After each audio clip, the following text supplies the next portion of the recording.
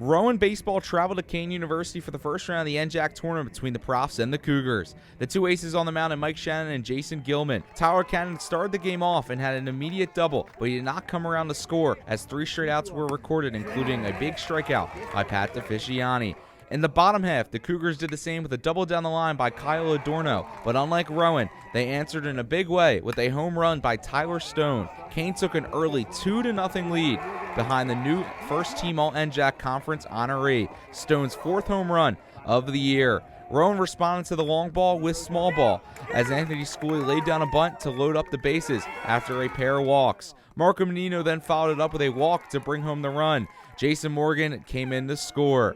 The captain, Tyler Cannon, came up for his second at-bat, but this time the ball hit him, which brought home another run to tie the game. Phil Sedel's followed it up with a 2 RBI single, and the Profs kept adding on. They scored 4 runs in the second and 4 runs in the sixth. The Profs took a 8-3 lead. Rowan took starter Mike Shannon out after 8 innings pitched and handed the ball to trusty reliever Sean Colbert. After a struggle to start the ninth, Dan Reisel doubled off the wall in right to bring home 2 runs, which made it an 8-6 game, and now the tying run came to the plate. After a tough play, Tyler Cannon made the out at first for out number 3. Rowan closed the door and wins the first game in the tournament and advances to the winner's bracket.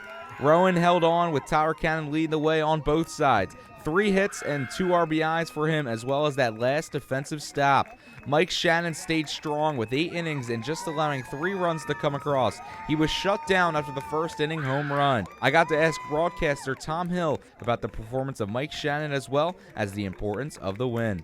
Mike Shannon was unbelievable. 8 innings, 3 earned, 11 hits. He didn't have maybe necessarily the best stuff. They were hitting some balls hard in the early going, and pretty much throughout the game he was getting hit hard. But when he needed to make the outs, he did, and they got some outs on the base paths. They got some outs thanks to the Rowan props defensively, but just all around, if you get 8 innings out of your starter, you're going to take that 10 out of 10 times, and props won. So that's the biggest thing. The importance of this win's huge because now they move into the winner's bracket. As they further along the NJAC tournament, they play on Friday. They don't have to play a do-or-die situation.